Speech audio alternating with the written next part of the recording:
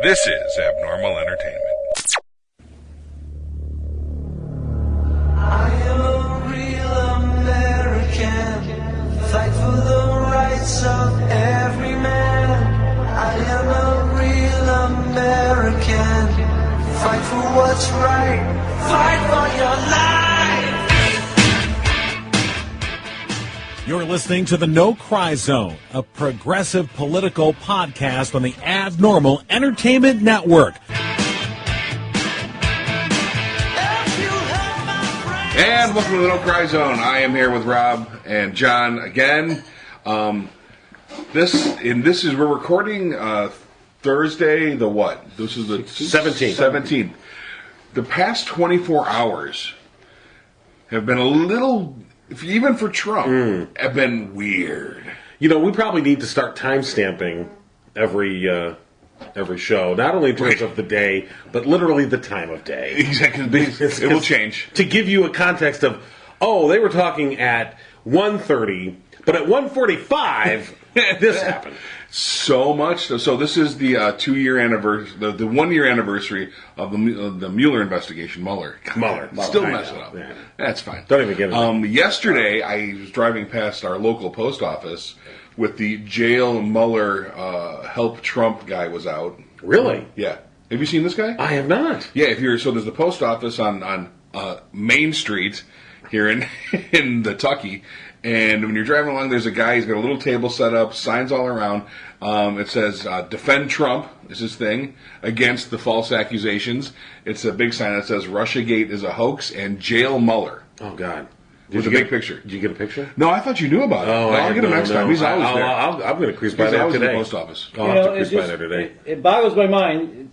I just read today that the IG is now coming out with the Hillary's email final report. They're still on that, but they can't see any correlations with all of the dealings with the Russians and the Chinese and the. No, they can. You just have to ignore that. Yeah, it's pretty much. I mean, if your agenda depends on you ignoring it, well, it's time to ignore it. Yeah, I get it. You ever heard of disassociation? You know, you just, this is not happening. I'm not here. Right. Sort of like a rape victim who just, they move out of their body and. Right. Because they can't associate themselves with the act as it's occurring. And I feel like our democracy is being raped, and many people are just sort of disassociating themselves on both sides. You know, our democracy kind of willingly went into this. Okay, maybe. Or are we getting the Picard treatment right now? Who was that one guy that tortured Picard? Wanted him to say that there was more lights than the Cardassian. The Cardassian. Yes. Are we being Picarded right now by the Cardassians? Oh, okay. David's not up to Yeah. speed. I'm sorry. This is a Next Generation reference. Picard. Okay, sorry. I heard Kardashians. I'm like, what the hell are they talking about? That would be an interesting show. Kardashians tortured Picard? I missed that episode. That would have been a good one. No, the Kardashians jumped the shark on that. The Kardashians torture us all, right? every day. You know, there's wow. We But need a yes, shirt for that. in the episode, he was captured, and the interrogator said there's 3 lights, and there was 4. There was 4 lights, and there was 3. 2 or whatever. But that was his whole trick, was he was going to get tortured until he relented and finally said it was however many he was supposed to see. Is that what's happening to the American public right now? Just being beat up. I mean, just today I woke up and I was like, is this for real? Is this Here's what I world think. really happening right now? This is what I can equate this to. So it's not torture, because we walked into this and asked for it as a people. Well, not all of us. So hold on, check this out. Not all of Here's us. my analogy. And actually, the majority of us did not. Mm-hmm. We all bought some prostitute sex. Or no, we're the prostitutes. David Ross. And told? Trump and his ilk have paid to play. And we agreed to a certain amount. But, you know, they paid for half and half and are taking it around the world by force. Okay. If that makes any sense at all. Okay. So, we started with a rape analogy, and we moved to break this down, prostitution. man. Let's break this down. Okay. So it's around the world for half and half money, which is not good. That's a bad thing for anyone not in the know. Right. Well, even Tillerson. I have visuals now that I want to disassociate myself from. I'm actually putting Rob's face on Stormy Daniels right now, which is terrifying and awesome kind of at the same time. Yeah. Well, So did anybody hear what Tillerson did Yeah. through all this noise? He trolled. yeah, He he- trolled like a champ. And if a man who is the CEO of ExxonMobil, worth billions of dollars, who has done probably some dastardly things in his time, That's how you is get billions. calling out another one of his ilk, it's pretty bad up there. I mean, that's all I have to say about that. Is it's It got to be pretty is bad. a cult. Yeah. And I think it fulfills every quantitative criteria of a cult. If you're in the Trump cult, there's nothing that can be said or shown or demonstrated to you that will break you of your conviction that Trump is good and that Trump is a great leader and that he is not lying and he is looking out for your interests. And I think there's a group of people that were enabling the cult. They weren't in the cult. They know what this guy is. And they were more than willing to kind of go along to get along. And, that's like your Paul Ryans and your Mitch McConnells. They knew what this guy was. And they saw him as a useful idiot, to use a term from Mr. Lennon, and not John Lennon, by the way. And so they, for their own purposes, they went along with him. And they're getting played because the cult itself, by being enabled, continues to roll forward. It is an amoral operation. Its only purpose is to serve its great leader at the center. And so those that are in the cult, they are constantly feeding that center, Trump. And then those that have enabled it along the way, and so Tillerson, here's a perfect example. Tillerson was somebody that enabled it. I mean, he joined the administration. He's also got these connections to Russia and very suspect things. Like you said, I'm sure he's done some very dastardly things throughout his life. So he enabled it until it rolled over him. And then as it rolls on down the road and he's kind of left in the dust with a tire print over his face, then he gets up and goes, "Hey, you suck." And okay, yeah, welcome. Welcome back to reality. The rest of us have been here the whole time. So I think you're going to see more and more people like that. So it was nice to see Tillerson say that, but I put it in that context. Only because he got rolled over by it is he calling it out. Otherwise, if it was still serving his purposes, he would be just fine That's the with it. conservative mantra, though. Yeah. It doesn't matter to us till it matters to us. Exactly. But this is the second time they've done this, too. This is Tea Party Part 2. Yeah. They completely enabled the Tea Party into this massive monster that they had to all but, cut a head off or two to get it to calm down. Right. And then it morphed into this. Yeah. I mean, the Tea Party, you're right. I mean, if you look at that, how many it'd be, I wonder if someone's done a study on this, of how many people that were part of that Tea Party movement of 2010 are now complete and utter Trump supporters. You have to believe it's a very high percentage. I would say it's a very high percentage. It's a lateral move. Yeah, it has to be. But, it's the dangerous lateral move because now they have a figurehead leader where they didn't before. Right. Yeah, good point. So they have dear leader to lead them forward. And here's a guy, and it's so interesting. I guess what has come to light for me personally is to realize just how fragile our systems are, our institutions are. They're all predicated on the precedent, and that whoever's in charge, especially that presidency, it has so much power that it's predicated on the fact that, well, whoever's the president is obviously going to want to do the right thing. Now, you can argue what the right thing is. So if you're a conservative, like if you're George W. Bush, and we've talked about this before, whatever we thought of George W. Bush, and he was a fuck up and he made a lot of fucking mistakes, but I have to believe he thought he was doing the right thing for the country. I think he was wrong. I think he was misled. I think he was a useful idiot, so to speak. But I think at the end of the day, he went to bed thinking he was doing the right thing. Same with Barack Obama. There's people on the other side that would look at Obama and say, I completely disagree with what he did. His idea of what the government should do is completely wrong and off base. But your never Trumpers, I think, would recognize that, well, Obama, though, the same thing. He thought he was doing the right thing. Right. Trump is completely immune to all that. Trump he doesn't care.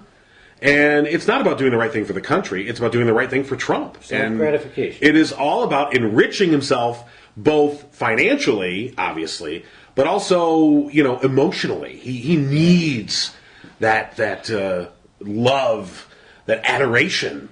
Well, I think that's why he wanted to become president in the first place. I don't think he will. I really subscribe to the theory he did not expect to win. He wanted to run to get the adulation, Right. though. I think he wanted to run to get the adoration, and I think that he also thought it would be a good jumping point for some good business deals. Yeah. Especially in Russia. Yeah. When you look at some of the, if you look at, we were talking about this last week or 2 weeks ago, that series on Netflix, Dirty Money. Right. The final episode about Donald Trump very much talks about the deals that he was doing with Russia in 2015, right into his campaign. They only make sense in the context of he didn't really expect to win, because now they look really bad. Yeah. Now they really look, and it looks like they would only make sense if you did not plan to become the president of the United States. You would take it so far, and then at the end of the day, you would get these deals that you had in place. But now he found himself in a position where he has to kind of disavow things that he was really trying to work. He really wanted a deal in Moscow. He really wanted a Trump Tower in Moscow. He really was pushing hard for that. Well, I think he works against, I believe it's actually a benefit of democracy, of the slow movingness of it. It has to usually swing both ways for a real hammer of justice to come down. It usually has to take a few years. If something is ever going to happen, it usually has to go through a Republican and a Democratic House, or something has to change, and then it still moves forward. That is the kind of a beauty of the democracy, is it can't always be politically driven. And I think he goes past that, as he realizes it's slow moving, and he works fast. He is constantly has a new thing in the news for people to gobble up, or a new deal that he's working, and I think that is how he became the man who he is he just constantly is moving faster than everyone else, in order to secure the dirty deal with the Russian, or the trademark deal with China, or the what's the new Trump Towers he's making money right now, Istanbul, I believe, and then $40 million on his disclosure, off of all the people who come into Washington. $40 million this year was the sales at that hotel. These are all things that he is just constantly keeping in play to keep us bewildered. Well, which one are we going to chase? Which one are you going to go after? They're all bad. Well, which one is the worst? And can you get him on it? And I think there's multiple people doing multiple things too. Well, sure. So you got the state of New York going after Cohen, which is going to go down. Mueller's still working. There is, who is suing right now? Someone's suing about the Emoluments Clause. There's a whole group that's suing. There's a couple of different ones. Yeah. The Chinese thing just recently, where the Chinese, the $500 million investment that they made, and of course 3 days later, he tweets out that he wants to help this Chinese telecom, which had sanctions slapped on it last year by his Justice Department, or his Commerce Department, by the way. Any problem, one of his campaign programs are going to get tough on Chinese, the trade, and they're cheating on their trade, and we're going to. So his own Commerce Department slapped sanctions on this Chinese telecom, and then he, 3 days after the Chinese go forward with this $500 million investment in a property that he has his interest in, suddenly he's tweeting out about he's literally tweeting. I mean, the guy is so, I don't know what to make of him. I really don't. Is he? And we've asked this question time and time again. Is he a blithering fucking idiot, or is he a genius at completely confounding us? So, in other words, he tweets out literally about saving Chinese jobs. And you look at that tweet and you go, why? Like, I know why you're helping the telecom. That makes total sense. You got money coming to you. Okay, I get that. You're a greedy son of a bitch. Why would you tweet out about Chinese jobs? Right. Doesn't make any sense whatsoever. It's like so patently obvious. It's like a red flashing light. That people look at that and they go, hey, you're supposed to get American jobs. Why are you concerned about Chinese jobs? It doesn't make any sense. He didn't put it in any context of this is going to benefit the U.S., which, by the way, when I read the news coverage of it, talking about that particular instance, when you read it, you saw that there was a benefit. I don't think it's a good benefit, but there was a benefit to American manufacturers in this. If you were to lift these sanctions, American companies could benefit down the road a little bit. The main winner would be the Chinese company. But you would think, like, well, wouldn't you emphasize that little bit that would help the American? Why would you emphasize? It just made no sense. I still tend to fall on he's just a blithering fucking idiot. He's impulsive. I think he just says stuff and he's done with it. He doesn't care. He's certainly never one to say he's sorry. He's certainly never one to reconsider anything that he's ever done. If he did it, I did it, and I'm moving on. And he doesn't care. This is a guy who does not care. And he's never had to care. That's the problem. Right. And this, I mean, I don't think it's a blither. It's just this is silver spoon socialization, like amoral silver spoon socialization. Absolutely. And this is the problem. So that when ethics watchdogs go, oh, you violated this standard, ha-ha, got you. And in the past, any politician or president would be like, okay, you got me. I'll stop, or whatever. But Trump, he just goes, so what? And he blows right through him. He's clearly in violation of the emoluments clause of the Constitution. I do not see how anyone can interpret it any other way. He is clearly in violation of it. And it's not even in some second-hand way. It's overt. He is overtly receiving money. The Trump organization that he owns, his name is on it, for God's sakes, is receiving money from foreign governments. I mean, there's just not any more direct than that. He's like, so what? What are you going to do about it? And you see the weakness of our system. You see this is where we are weakest, that we depend on the good intentions of those in power. And when those in power do not have good intentions, we're screwed. Well, I mean, it goes back to people just end up throwing their hands up in the air. Well, what am I to do? Well, what you're to do is research these people before you vote them in. That is, what you're to do. The thing that caught me this week, I read the story that some college somewhere had listened to a statement from the Pentagon, and it was about $6.15 trillion, and they went, what? 6 trillion? Are you kidding me? And they actually went and redid the numbers to figure out if she was talking in error or not. No. In 2015, the Pentagon lost $6.15 trillion. Sorry. So, if we can't care about a third of our GDP, a third, then we're not going to care about what Trump's doing, making a couple $100 million.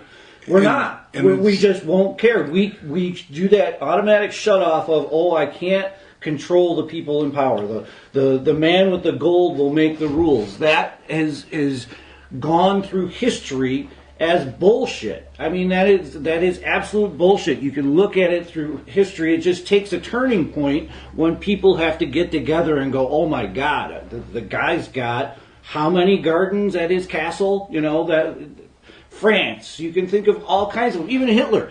I mean, it took a while, and that's what I think what I brought up the speed of Trump for is I think that's the game he's playing right now. Is can I build up enough always Trumpers to be able to just say nah to all the news, to all the ethics people, to all the lawyers, to all the world. So far. Nah, I have my followers and we don't care anymore. And I think that's the kind of the card to kind of link it back is we're in that cycle right now of either we have to stand up and fight together and put aside all this other bullshit and say, oh my God, look at what is happening in our White House right now.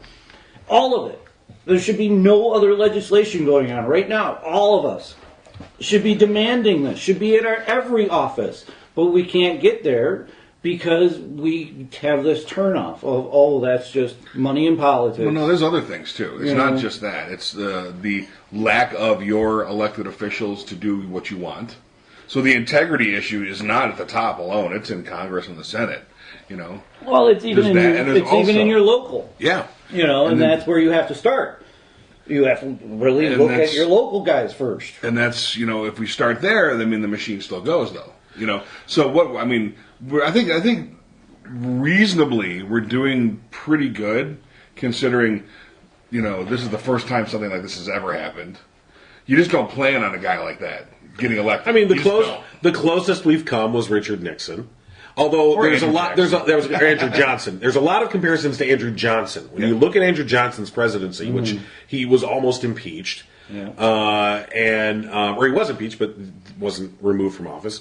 A lot of the same things. He completely just ignored all norms and standards and procedures, and kind of an amoral guy in a lot of the ways. But you're right that this is the first time we've really encountered this sort of individual. And it really is the slot machine. The slot machine of shitty luck just came up 3 turds in a row. Okay, because not only did we get a turd for the president, all right, we got a turd in control of Congress, in a turd party that is completely fine with the degradation of our democracy for their own political gain. They just don't care. That's not an issue to them. And I think it's not an issue to them because they've allowed themselves, and they've certainly propagated to their followers that the furtherment of their party is the building up of democracy. In other words, it's the demonization of opposition, and not understand. The notion that there's the faithful opposition, that you have these 2 opposing parties, 2 different views, but they're both working in tandem with each other to try and advance the country as a whole. That's all gone. Yep. Now they're the enemy. They're the enemy. They're working against us, so therefore they're working against the country. We represent the country. They do not. And that... Isn't it kind of true? I mean, from where... But here's the thing. I struggle with this. From where I sit, I look at the Republican Party now. I just called them a turd party. And that's, a turd like in a crap party, not a turd like how they pronounce third in Chicago. Anyway. Well, doesn't this go back to here all week. Doesn't this go back to your Tillerson statement, though, John? I mean, aren't you the one being steamrolled going, you suck all the way by? Yeah, maybe. That's what that's what they think. I mean, that's what their whole argument is about this. I try and keep in mind that there is a good contingent of people that are never Trumpers. People like Rick Wilson and Anna Navarro and others, and a lot of Republicans who, and John McCain in certain instances, who do see Trump for what he is, and they're not willing to play along. They're not willing to go along with that. So not all Republicans are bad, and I would like to think that there's some Republicans over there that think not all Democrats are bad, and that look at the friendships. Like the Biden-McCain friendship. I mean, you can't. But that dates back to an older era. It does, but they're still there right now. So there's as a template. But I think we're probably terming things wrong. So there's Republicans and Democrats, right? And I already made the pitch for 6 different parties. So what about 3 levels of thought? All right. Liberal, conservative, and regressive. Instead of progressive. Right. There's the regressive. So the Trumpers are regressive. Okay. Take us back to the 50s, isolationism, or even like pre-World War II, isolationism. 1850s. Yeah, basically. The 1850s. The conservatives are your McCains and your Lindsey Grahams and your never Trumpers and even some of those assholes like Mitch McConnell who absolutely knows who he's dealing with and does it anyway. I think his personal philosophy is probably more straight conservative. Right. If you were to get down to it, but he's doing this for money or gain or whatever. So those people can be brought back, but so they have regular conservatives, regressives, and then liberals. I mean, I think those are valid labels. With very extremes in each. Yeah, well, yeah, there's going to be various grades between the 3. I think that for someone like Mitch McConnell, a lot's going to depend on what happens in November. Yeah. I mean, if he retains his leadership position in the Senate, Trump's great. Moving on. Mm-hmm. If he is bumped out, I think then those leaders in the Republican Party are I would tend to think that they will then see the light. Well, not because they really see the light, but because the political winds now have shifted. Well, they've always seen the light. Now they have to, admit. Right. They go back to we may be losing right now. The Picard Cardassian thing. They've always seen the light. Just how many lights are there? Exactly. So I don't know. I mean, we're there. I mean, we're close. We'll see what happens. It's a very interesting time, of course, to say the very least. But if I think the the bell, the Pavlovian bell for this is you see guys like Ryan leave and Gowdy leave, really big standard bearers for asshole behavior, and But you got to remember, those guys don't leave that position if they don't have a cushier position waiting for them. Sure. Right. So Oh, I yeah, mean, they no are one should seen- worry about Paul Ryan paying his well, here's the rent. thing. Here's Right. the thing. What kind of what have you done to the third most powerful position in Washington that you could leave it for a corporate job? Yeah. Well, what you also- have you done Yeah, to you mess also, this up? Yeah. You also see court cases coming too. That's Yeah. always Oh, yeah. Let me get out of this and at least be an outside player. Even if my name comes up, I'm not going. Well, look, you've always been able to earn more in the corporate world than in government. So, but I would say, well, legally.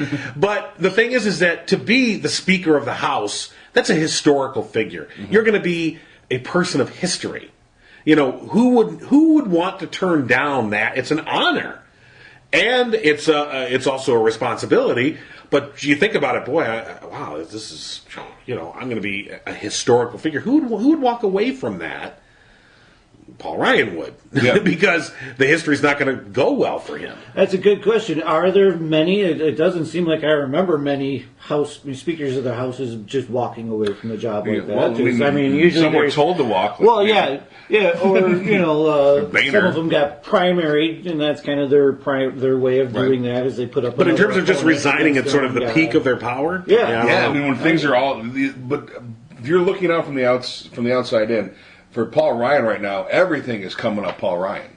You got the House, you got the Senate, you got the presidency. You can enact whatever you feel like, essentially. But I think this goes back to maybe that little twinge in Paul Ryan of the kid he used to be, growing up in Wisconsin. Like, oh, this is not right. And I'm going to get jailed. I think it's more the latter than the former, personally. But I mean, what else could there? I mean, a former vice presidential candidate, which is big. right, exactly. Very few of those. Speaker of the House, which is big. I think very few of those. there are diminishing returns in his future. That's what yeah. he sees. I think it's just this is not going to get any better for me. You're right. I mean, he goes out having been a vice presidential candidate again in a losing campaign, but nonetheless a vice presidential candidate. And 90 of them, right? And then you were Speaker of the House. So he could leave in that notion of like, oh, I've accomplished all these things, but I just think that the horizon for him, the Speaker of the House just isn't the position that it used to be, because Speakers of the House used to have all the power, because in the era pre-internet, I think the internet, the changes the internet has wrought, both good and bad, are immense and hard to really put to quantify. But in terms of just a lot of the things that the power that the speaker had has been diffused to the members now. They don't need the speaker as much anymore. So they don't need the speaker to reach the masses any longer, to be able to make their case anymore, they can go and as we've seen, they've carved off these little coalitions.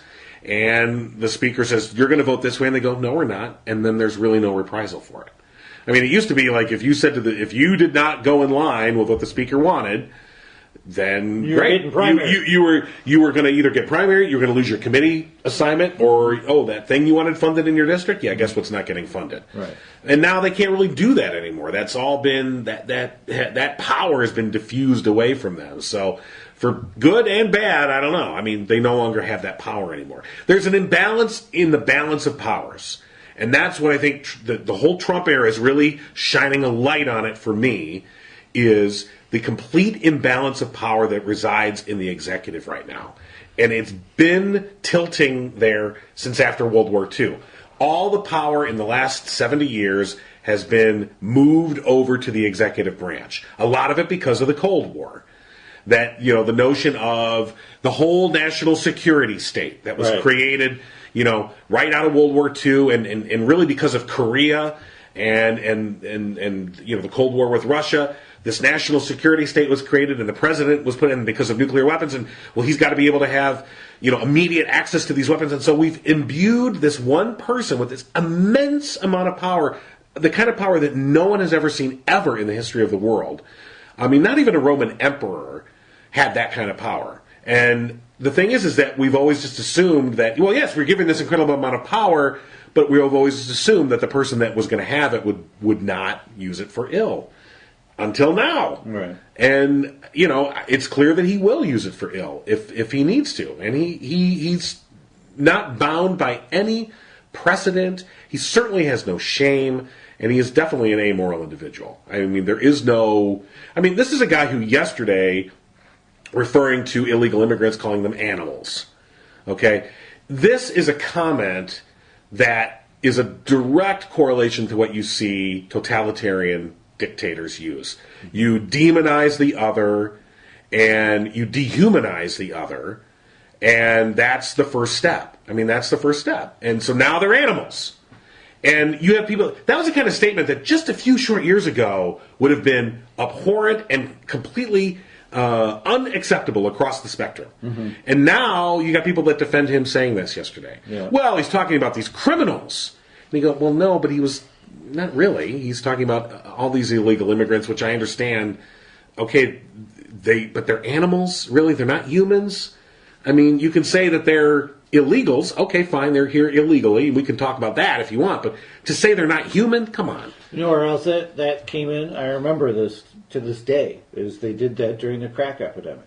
Where they were animals. They were out there just stealing for crack. And animals came up many, many times. It's funny you mentioned that, because now that you say that, and it didn't occur to me until you just said that. Of course, I think the last time Trump may have used that term was in the Central Park Five. Yep. Those teens that were arrested in Central Park for raping the woman, and of course they were proved innocent years later. Yep. But Trump was one of those at the time, and they call it wilding. The teens are wilding now. And there's this whole thing, and it all, and then we come to find out later that, well, no, there was one individual who was perpetrated that crime, and others. These kids were just railroaded because they were convenient, and false confessions. So, but I remember at the time Trump was one of because it happened in New York City, and I think he used the term animals. Sure did. So that's in his lexicon. And look at where the animals mark took them to, incarcerating the most people on the planet. And most of them being of drug offenses. It's not too hard to figure out what they're trying to do here by calling immigrants animals, is by trying to get people to understand we're going to incarcerate a whole bunch of these people from now on.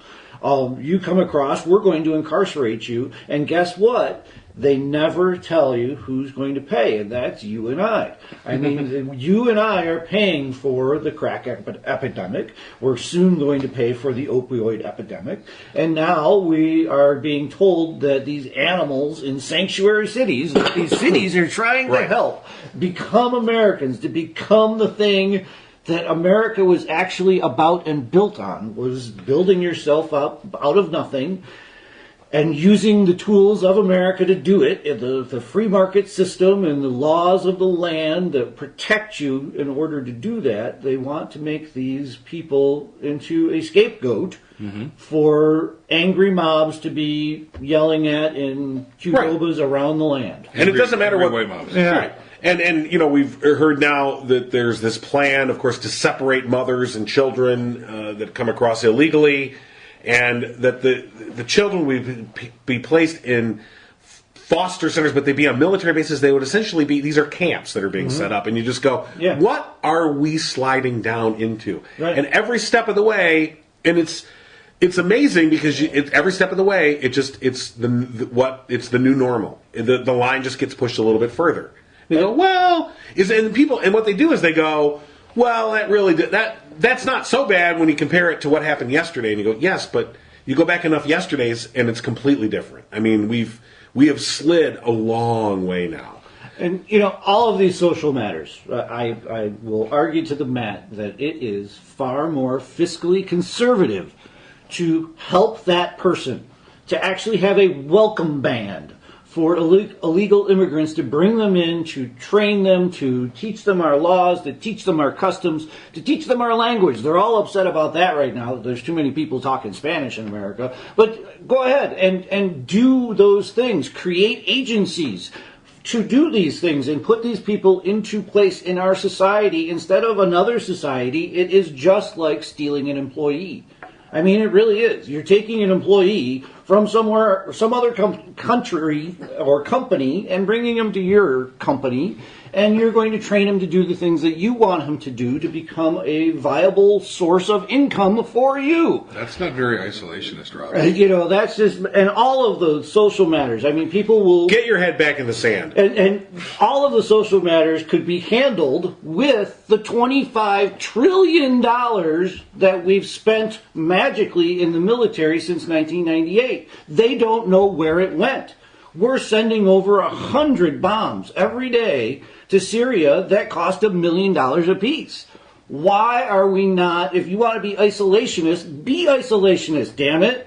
Don't go out there and create these borders, bring them in and teach the world that this is what we're about and this is how we're going to do it, and this is, you might even get more Trumpers out of it. But it's not what we're about anymore. That's the problem. What we're about now, I mean, here's an article in the Free Press. I saw this the other day. And basically it's about these different mothers of children. They're here illegally from various countries, okay? They've not committed any crimes other than coming here illegally. Yeah. And so this article is profiling this one woman who came from Albania, Sile Pretisha. I'm sure I'm pronouncing that wrong, but 46, mother of 3. She is jailed in Calhoun County Jail. She is there with 30 other women. Few of them have any criminal background, and they're all facing deportation. They've been in this country illegally for years, and the immigration system is known of their illegal status.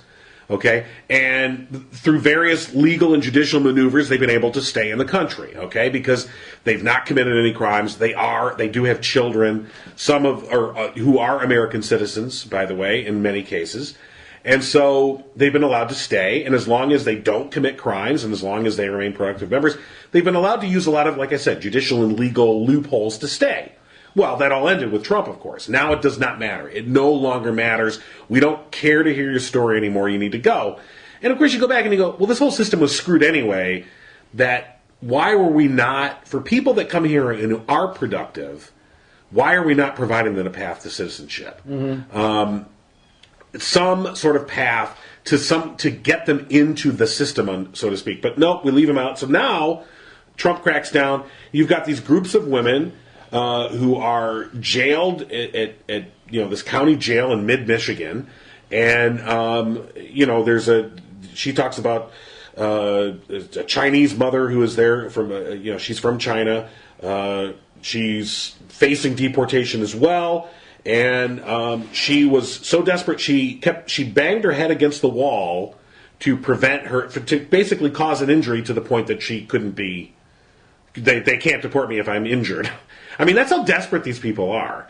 It's just, I think it's interesting you read about it. I look at that and I feel incredible sympathy.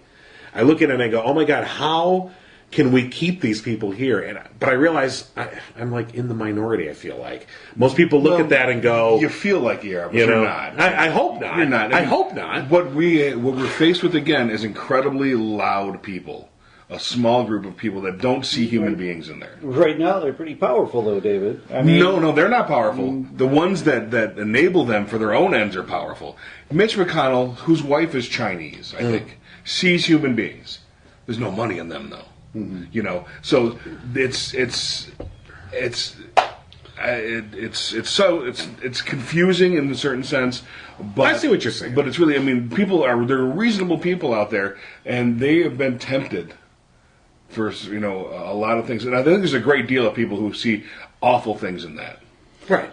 And just not people that can do anything about it. Well, I mean, immediately. Us living in the great red sea that we live in here. The Red Sea.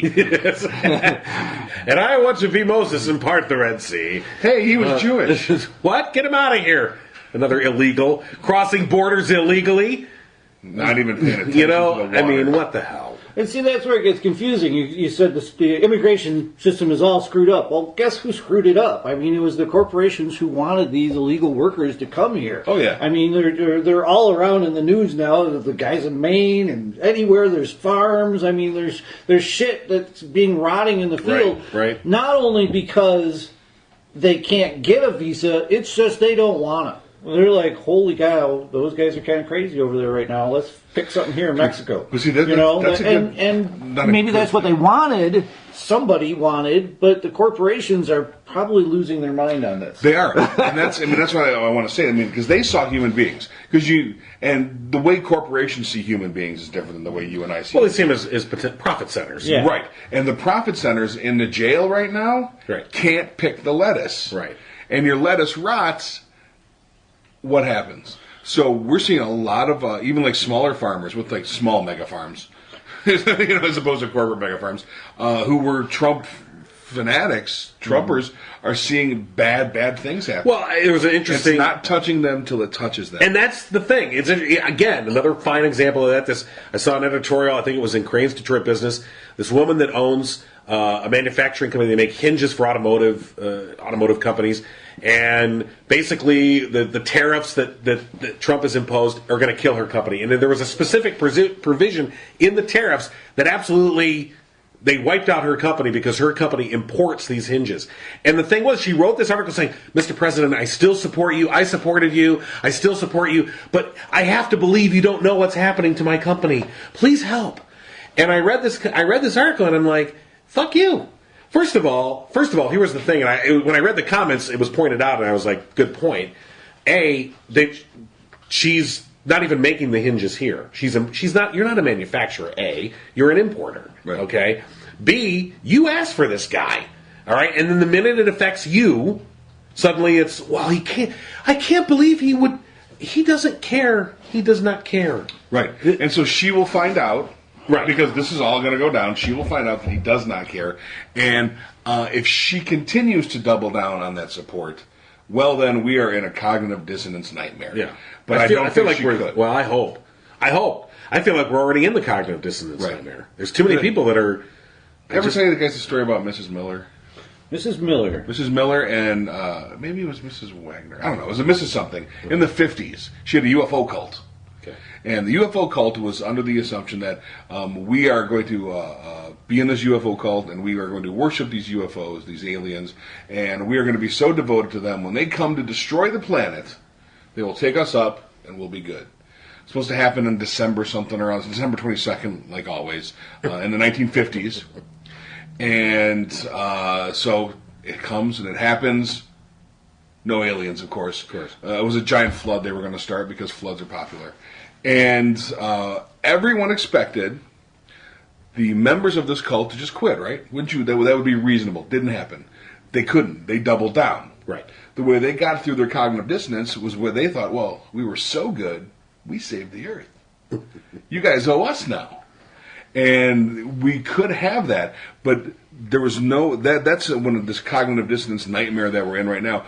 But there was no direct effect to them. They weren't penalized for supporting the aliens. Right. Mm-hmm. They actually got something out of it in a weird sense. So this woman with her company is going to be penalized. These farmers are penalized.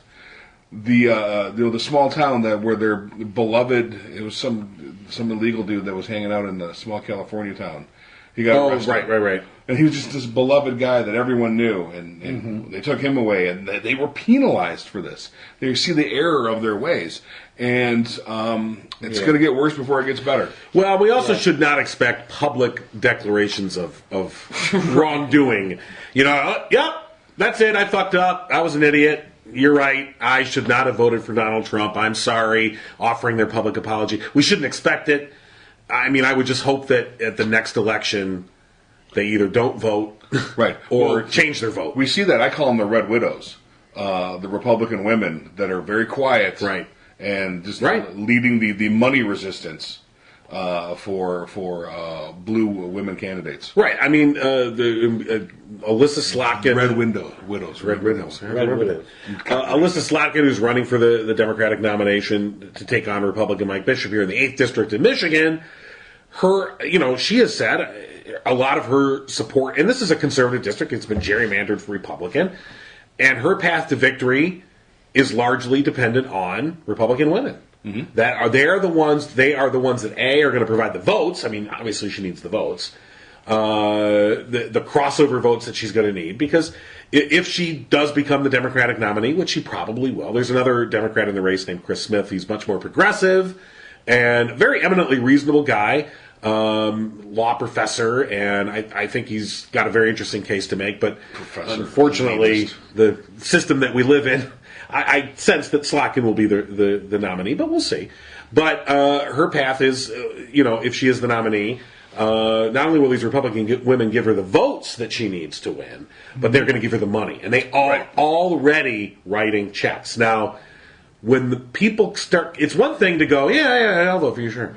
It's another thing to go, and I will give $100 to your campaign, or I will give you $500 to your campaign. I mean, when you put money behind it, you're kind of locked in. I mean, in a certain sense, I think you've invested in it, literally and figuratively, into this campaign. And so, if I'll take her at face value that she does seem to have a lot of support among Republican women, that's what where you're seeing. Yeah, it's the quiet red current in a blue tide. Right, and I would imagine that a lot of these women they're not necessarily going to be putting, Slotkin bumper stickers on their car or Slotkin signs on their yards. Or talking about it to their husbands. The Red Widows, right? So I mean, and we're seeing some other, like, even bipartisan things. The Senate's Intelligence Committee, Senate Judiciary Committee. No, it was the Intelligence Committee. Intelligence Committee did the bipartisan report they just released, right? That said, Russia did it, for Trump. You guys are wrong, and they're making those dudes on the Senate. The other House Intelligence. Gosh, I'm so lost. Nunez and his asshats, on a very, very lonely island. Right, and the Senate committee, much more thoughtful. Now, even though the Republican leadership in the Senate committee declined to release the full transcripts, although they did, as you said, openly state it's clear Russia interfered. I mean, you're like, really? No shit, Sherlock. But it's clear Russia interfered in the 2016 election, and that they did so to benefit the Trump campaign. I mean, that's a duh moment, but it's important that it's on the record now. From both sides. Yeah, I mean, that is now, a stated conclusion. And they went further. I mean, they also said the intelligence agencies, analysis and assessment was correct. It was all correct. So when Trump goes on about the FBI and the deep state and all the rest, I mean, that's his propaganda campaign. It does not comport itself with the facts. And the facts are, this is a highly compromised individual that is our president. Well, and I think to his credit, and he said it, is the people understood who I was before I got here, and that is those never Trumpers again. They won't care about all of the dirty deals. No, they just won't. It won't matter. It is up to these moderate Republicans at this point to understand what is at stake right now. I mean, It really is. Are we going to turn to a world of pay for play for everything in a criminal enterprise, with the United States being the lead in that criminal enterprise, or Russia or China? That's people don't want to talk that Russia and China have kind of, both benefit if we fall down the ladder a little bit. Right. Well, they have benefit. Yeah, falling down the ladder. Those are our major players, and it doesn't take rocket science to understand what's going on here. It's just a lot of money is changing hands, and when are we going to care about that? When are we going to care about that? I think we got to get the social stuff in order first, because that's the bell. The alarm bell for people. I hate the gays, or defend DACA. That's where people that's where they're opposed to things. And we have to right that ship first.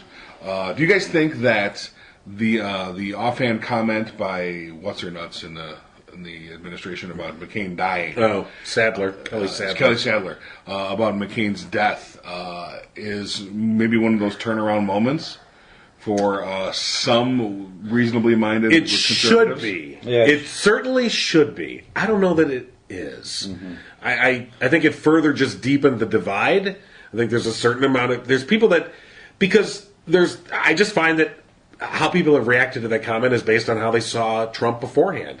So that the apologists say, well, what she was talking in a private meeting. They don't want to talk about the comment itself. They just want to say, well, they want to talk about the leak. Well, gosh, if you can't speak your mind in a private meeting, what's the point? Well, look, leaks are part of Washington. Get used to it, A. Mm-hmm. Second, you have to go, why was this leaked? Okay? Who's leaking this shit? Obviously, it's someone in the room, and they heard it and said, fuck. And there's a reason why it's being leaked. You don't have a coherent team here. But they don't want to deal with the actual substance of what you said, which is a horrible thing about whatever you think of John McCain. And John McCain at various times has thrilled and completely infuriated me at various times. But at the end of the day, he's like one of your kids. Yeah. So at the end of the day,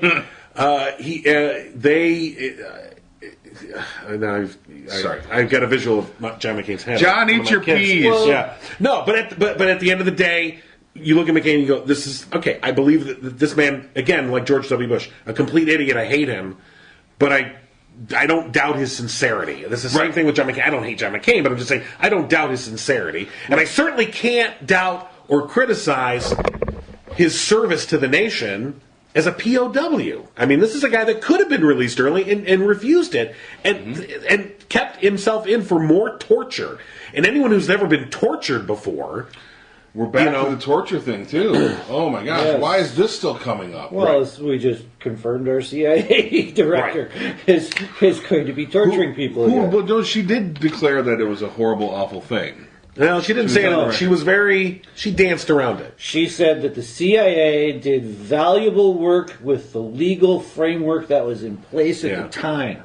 That is far different from... She said... prior to that. And she said, it won't happen anymore. That's kind of what she said. It won't happen anymore. Trust me. Well, she disavowed torture before the hearings. Right, but she never came out and said during the hearings, under oath, she should have said... I mean, what I was hoping to hear from... If I would have heard this from Gina Haspel, I would have been like, okay, you know what? That's fine. I needed to hear from her to say, it was a mistake to torture. We've learned our lesson. And frankly, what better person to be in charge of the CIA than someone like me who can admit it was a mistake and regrets it deeply? I should be the person that is in charge of the CIA because I know how much it did not work. But, of course, she didn't say anything of the kind. She said torture's bad. She said the bare minimum to me. Yeah, torture's bad and we won't do it anymore. Bare minimum is more than we had before. I heard that they got valuable information out of her. They still that was what I got out of her. Was it was worth it? They won't give up. They won't give up on that lie, which has been Ali Soufan. He's the FBI agent who he was investigating the Cole bombing. And he was part of the Bin Laden unit in the FBI that was tracking Bin Laden. And then after 9/11, and when we got into the wars in Iraq and Afghanistan, he was part of the initial FBI agents that were sent to interrogate these individuals that were captured early on. And then he was the one that was getting valuable information through regular, traditional interrogation methods. Okay, not beating them, not waterboarding them. Talking to them, establishing a rapport and a relationship, being clear with them of you're not going anywhere, okay? And you establish these tried and true interrogation techniques. And there's a lot of books and articles that have been written about this. He was the one that got a lot of the key information, and then suddenly these guys showed up that had been, given this power, by the Bush administration to go torture, and they started torturing. And they didn't get shit out of them. And so, I'm sorry, it's a lie that valuable information was gotten. The valuable information came before with look, you will say anything to make torture stop. I mean, ask people who've been tortured. I don't know. Ask John McCain. One of his, there was some congressman who said, "Oh, well, everyone knows McCain was a songbird in Vietnam. It was John Songbird McCain." In other words, any one of those guys that were in capture, they all said something to their, because you have to. It's understood that you're going to say something. Just try not to say anything useful. That's all. But and there's a human endurance to torture. It's torture, for God's sakes. At a certain point, you're going to say anything to make it stop. So if we can't confront the fact that torture does not work, putting aside the fact that it's completely immoral and it completely runs against everything that our country should stand for. Let's just put that to the side for a second. Let's just look at the practical points. It doesn't fucking work. It actually works against you. You get bad information with torture, but you can't, whatever. So this Haspel person is going to be, the new CIA director, and she got with to dance two around. Democratic votes, but yeah, I'm very disappointed in the senators who are going to. To me, this is like a no-brainer. No way. There should be complete Democratic support against, or opposition to her confirmation, and a few of them are broke ranks. She'll get confirmed, and there you go. So Trump gets his guy. And in fact, in part of this, that I saw there was somebody did this waterboarding video. I don't know if you saw it, where they were waterboarding a guy. We waterboarded this guy for 40 minutes, and while it was uncomfortable, it really wasn't that bad. And they're trying to say waterboarding is not torture, that it's just a technique, that it's just it just distresses. And I love how, and again, you look at the terminology, straight out of 1984. It's not torture. We're just distressing the detainees. I love that. We're distressing them by pouring water down their mouth and throat endlessly, or putting them in freezing conditions naked. We're distressing the detainees. We're not torturing prisoners. We're distressing detainees. It all comes down to this language shit. I don't know. And who the laws are written for. The private prisons are now lobbying that the public prison laws shouldn't be applied to them. So you could go off to a detention camp in the middle of Arizona and start picking. They could have the mega farm there. They could have those things that we've already outlawed in our public system and we've legislated through for the last 50 years. All of those things are now on the table again.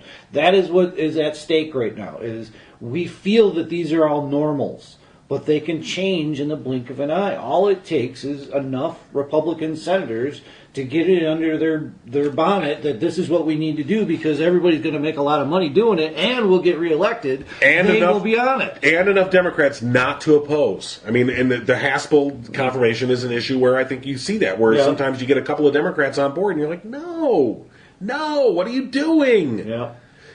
Frankly, to me, I don't see how you can confirm anything from this guy. No judge, no official, no nothing. You are a completely compromised, illegitimate president. I think there's plenty of proof that this is the case. That he's an illegitimate president.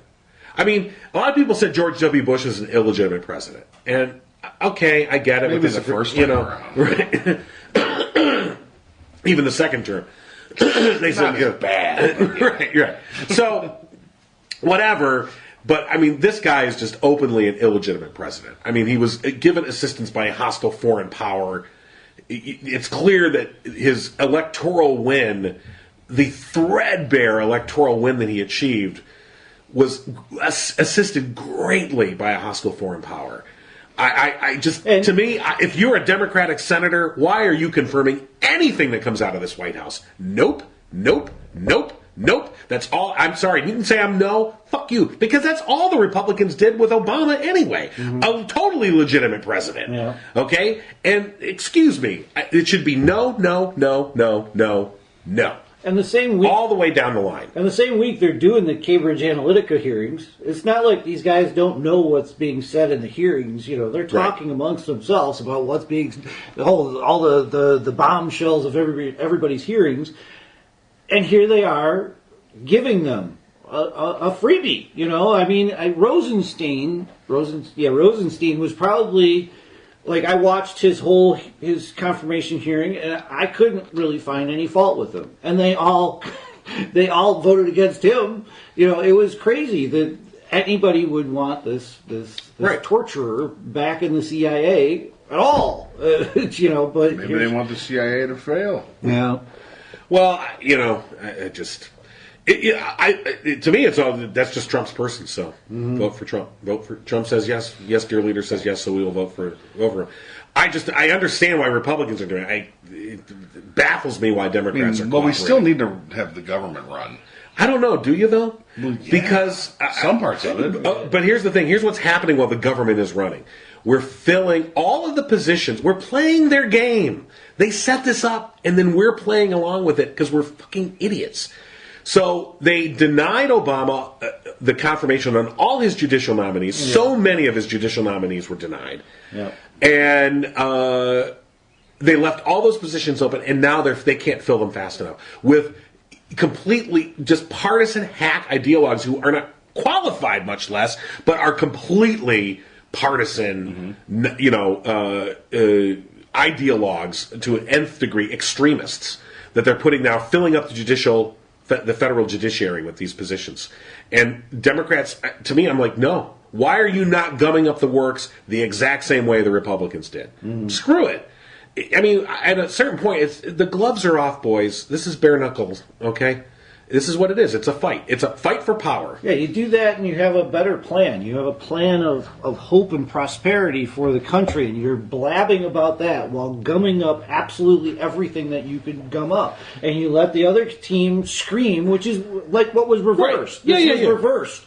Just a few years ago, you let the other team scream and yell and look bad about the pussy grabbing or all of that stuff. They have played us. They have played us in the media. They have played us over and over and over again. We need to do exactly what you're saying. Be legislative gumdrops to every gear. And then stop talking about all of their things and have our own plan. And our own plan should be, so for instance, talking about gumming up the works. No. Okay. I mean, like David, you were just saying, doesn't the country have to run? Of course it has to run, and we should be looking out for the best interests of the country. That's why I'm suggesting this. The best interests of the country are gumming up this administration, are stopping this agenda. Mm-hmm. And then it has to be followed up with, like I said, it's a fight for power. So fight and take power. Okay, that's the first. Just win. Because you can't do anything if you don't win.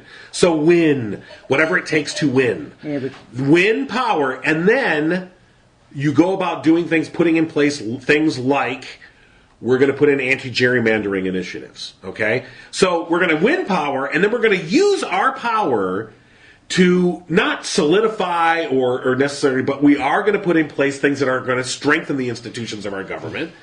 And you say, okay, it's a bare-knuckle fight to win the power, and then once you have the power, act benignly with it. We'll see if we have that within us to do. I don't know. I mean, I think that the Democrats, if people like Nancy Pelosi, old-style Democrats, if they get power, they're not going to... Suddenly, gerrymandering will not be a big problem to them, especially if they can win in 2020. Then they're going to be like, gerrymandering? What are you talking about? Gerrymandering? That's not a problem for me. Let's see who wins in 2020. Yeah. That's what's going to be. Well, we need to win in 2018 first. Right. We need to take one House of Congress. So the House of the Senate, let's see who wins in 20. Not who is in the party, but who from this party, from the Democrats, wins. Because that's going to be the big thing. Mm. If it's a bunch of, bluish women or reddish women, sweet, fine, take it, do it. I'm sick of men anyway. Me too. We're idiots. Totally. Well, we don't have a very great track record. No, they're idiots. We're woke. Yeah. Okay. Because we know that women are better. There's less war with women around. I don't know about that historically. I think it... Just say, when have women ran anything? I think there have been some tribes in South America and the Amazon that were all women-run, and they had the same problems. You mean the Amazons? That Wonder Woman is a part of. It might be. Done. You're done, Rob. I'm done. Shut up, you're drunk. I'm drunk. Wonder Woman is not real, Rob. There have been societies of the leader of the free world is a woman. Okay, Angela Merkel. Okay, she is the leader of the free world. I'm not saying that women are bad. I'm just saying that humans are bad. I think that that sooner or later, without what John is saying, the framework of fairness, right? humans resort to Do the right thing. to bad things, women or men. And yes, I'm kind of on board with you. I think that we need more women, but I don't think it's like we'll just switch it all to women. I think that You mean the right women? we need the right politicians that understand what John is talking about. The framework is what we need to solidify. The women need to listen to me. I like this. I like this guy. I say switch it all right now and just see the men panic. I've never not worked for a woman. Yeah. All of my supervisors, so I'm cool with them. Whatever, I'm gonna get yelled at either way from somebody. Look, I have to admit, women generally speaking, You my imagine experience has Donald Trump been. being run by a woman. It'd be the greatest thing to see ever. I'm gonna make Trump my VP. Yes. Oh, this is gonna be awesome. Yeah. Well. Okay. Like Mike Pence and Mother. Hello, Mother. That's a different relationship. Mother. Yeah. So what? So when does Pence find time to run that hotel in Arizona that all the people stop at and never leave? Well, a boy's best friend is his mother. This song is called Baby Don't You Cry.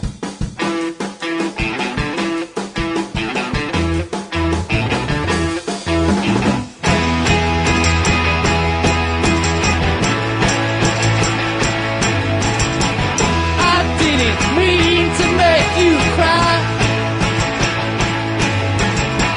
I saw those tears come out your eyes. But you know, things don't always go the way you want them to. And you know, I'll do anything to keep being with you. Baby, don't you cry. Don't wanna see until you know that. Baby, don't you cry. Baby, don't you cry. I saw it coming early on. I didn't know what to do, but I knew my love was gone. If you knew I was waiting around to watch you lie to me, if you thought things were okay, then why'd you go?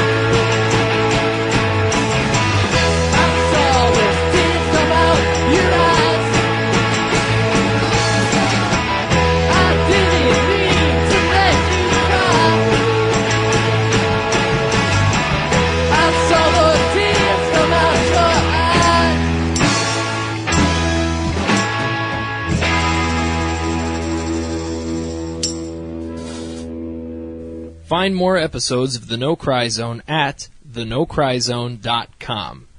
Tweet Rob, John, and Dave at No Cry Zone. And find The No Cry Zone on Facebook. Listen to every Abnormal Entertainment show on Google Play, Apple Podcasts, our YouTube channel, or anywhere you find your favorite podcasts. And don't forget to visit abnormalentertainment.com. You've been listening to the Abnormal Entertainment Network.